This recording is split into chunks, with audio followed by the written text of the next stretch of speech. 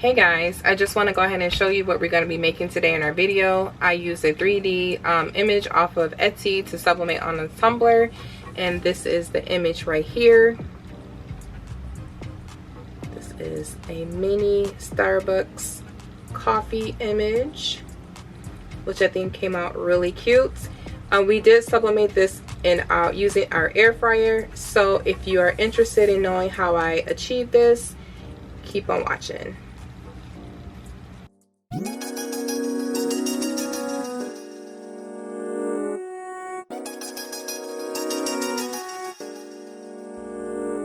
Hello crafty friends, welcome back to the channel. How's everyone doing today? Today I'm doing okay myself. Thank you for asking. If you're new to the channel, welcome. If you're not new, welcome back. Today I just wanted to come and do a quick video. I wanted to do something for my daughter. Her birthday is tomorrow. She's going to be turning 9. And I wanted to do a 3D sublimation image for her on a tumbler. And this is the image that I'm going to be doing. Okay. And here is my sublimatable tumbler. I got this tumbler, I think, from either, I want to say Joanns or Michael's. I'm not really sure. I've had it in my stash for a while, so I can't remember where I bought it from. But this is the label. So if you're familiar with this type of label, then you already know where I purchased it from. Okay. And I got my image from Etsy. Normally I do get images from design bundles, but I saw this one on Etsy and just decided I thought it'd be really cute for her. Okay, so I am going to be using an air fryer today. I do have a Cricut mug press. I haven't tried doing tumblers in a Cricut mug press as of yet, but I do want to give that a try. I am used to doing tumblers in my air fryer. I've only done it a few times, so we're going to see how this turns out. So if you're interested, keep on watching. Let me go ahead and get you turned around so we can get things taped up on our tumbler and get it in the air fryer. Okay, stay tuned, guys. Okay, guys, so here I have my image. And as you can see, I've tried this trial and error. I printed this image out 3 other times.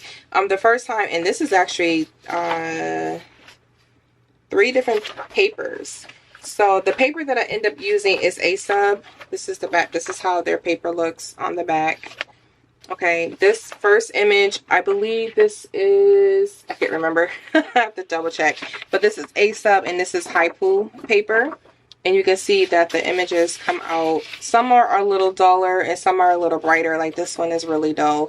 But that doesn't affect how the image transfers onto your substrate. So the reason why I had to print these out 3 times is because my tumbler was a lie.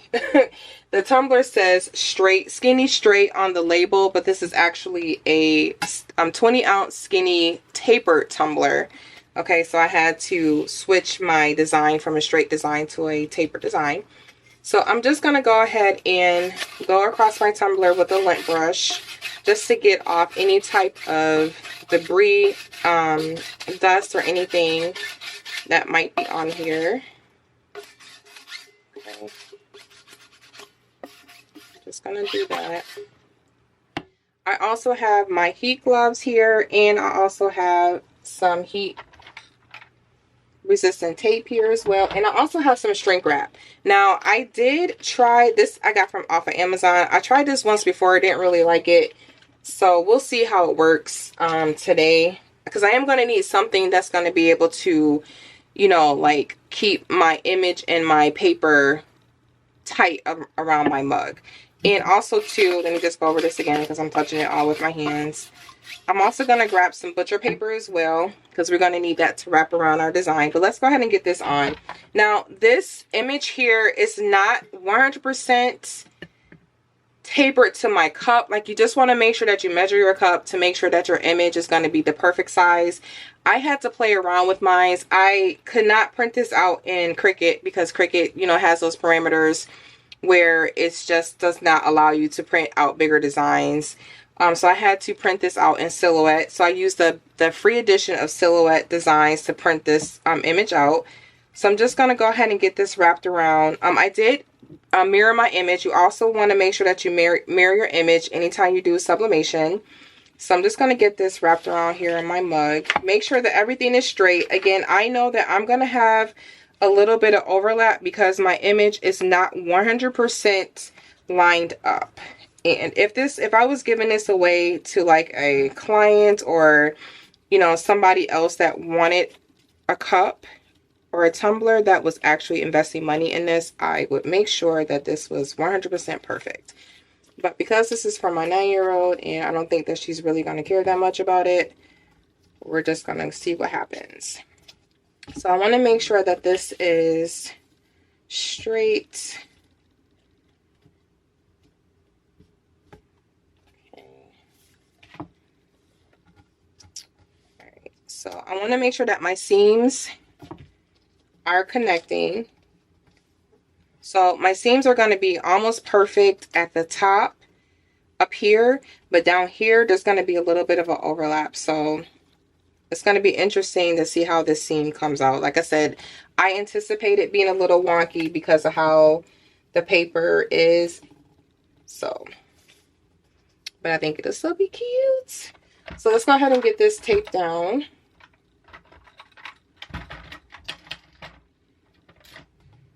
And you want to make sure that you pull it as tight as you possibly can get it. Okay. You don't want no air bubbles. You don't want any gaps because that will cause ghosting. So I'm going to try and get this as tight as I possibly can. If you need to readjust your tape, readjust it as many times as you need to. Just make sure that you get your seams and everything as tight as you can.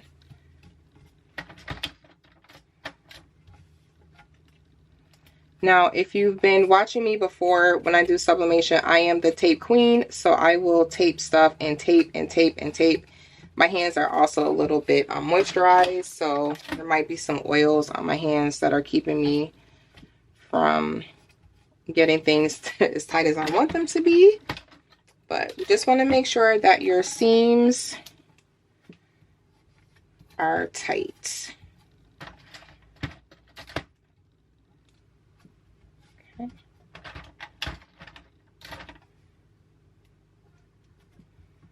All right, so I got that as tight as I think I can get it. It'll be a little bit more tighter too once we add like the butcher paper and stuff like that on. So I'm not worried about this part up here because it's almost flush with the cup. I mean, if you wanted to, you can like bend it over, but I really don't have that much of an overlap. And actually I can probably trim this off, but I'm not going to worry about it. I am going to try and tape the bottom because there is a little bit of space here. So let's try to tape this part down. Again, you just take your tape, pull as tight as you can, especially at the seam. Take it and pull it. And just do that all the way around.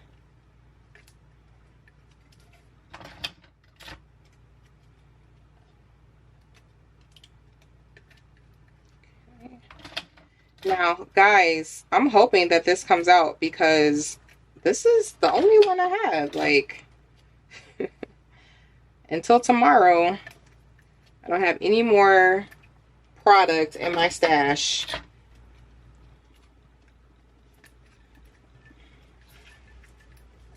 Okay, so that is flat. Again, the top looks to be okay, so I'm just going to add another piece of tape down the edge here.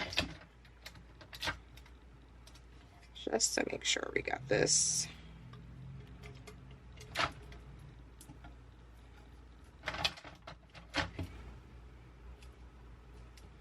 Okay.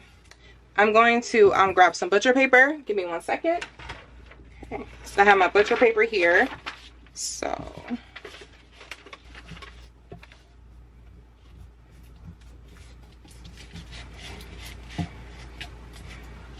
as you can see, I did a fantastic job at cutting my butcher paper.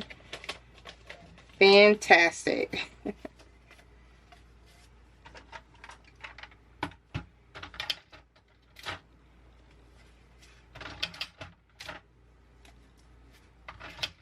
So butcher paper for one, so that your image doesn't transfer from your from the paper onto your device that you're using to sublimate it on, and two, it also gives it more pressure. I'm just gonna take this down.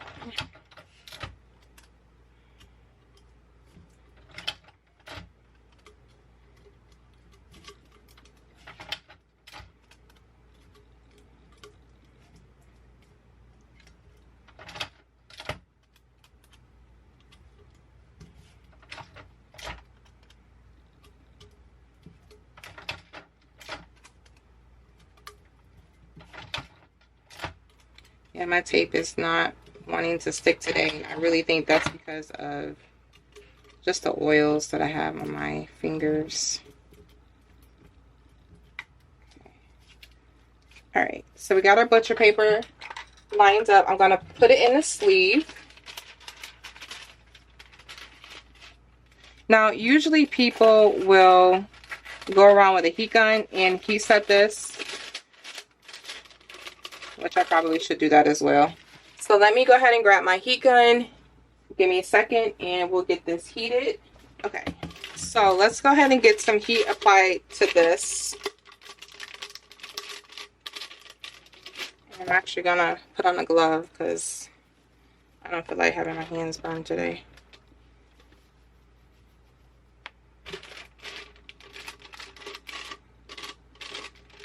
Now, again, I didn't really care for these bags, so we'll see how they work today.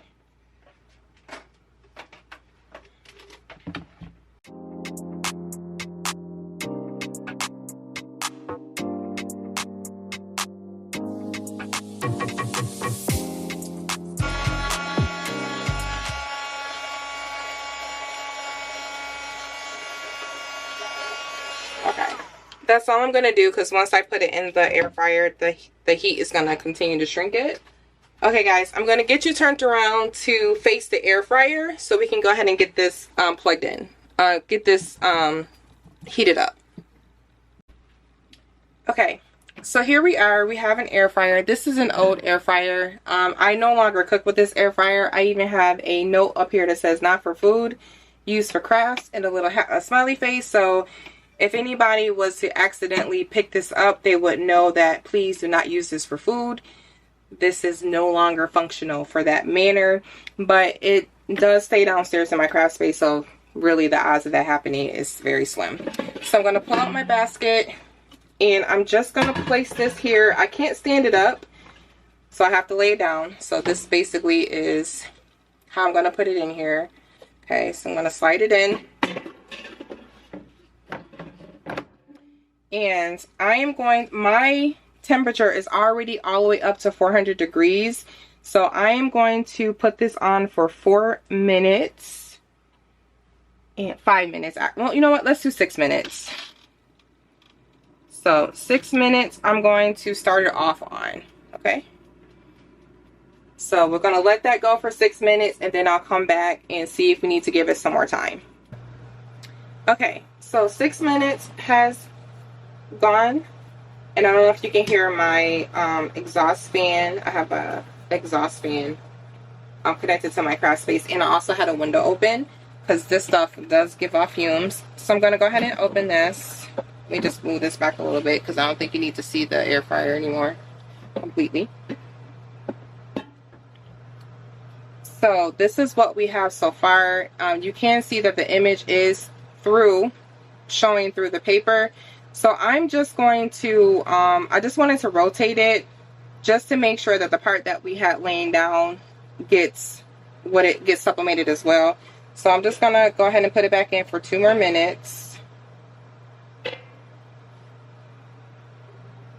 Hopefully we didn't melt our shrink wrap because I do not like that shrink wrap. So 2 more minutes and then we're going to take it out. Okay guys, so I left it in the air fryer for an additional 2 minutes. So let's go ahead. It actually also cooled off a little bit, so I'm able to handle it with my hands. So let's go ahead and take off the paper and see what we have. So fingers crossed, hopefully this worked. And just peel all of this off. And as you can see, the extra heat went ahead and shrunk the rest of the shrink wrap.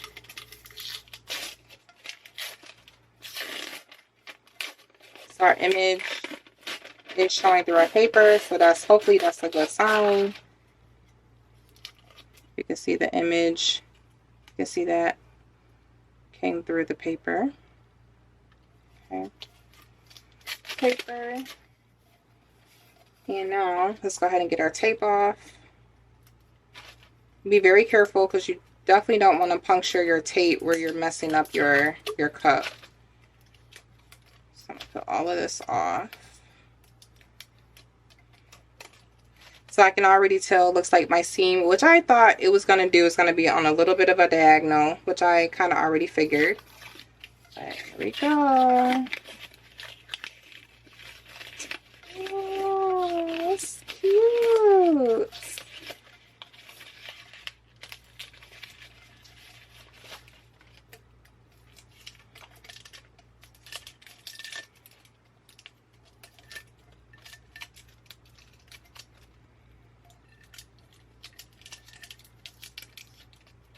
Alright guys, here you have it. We can get this off. This is just some of the paper, but we can get that off with water.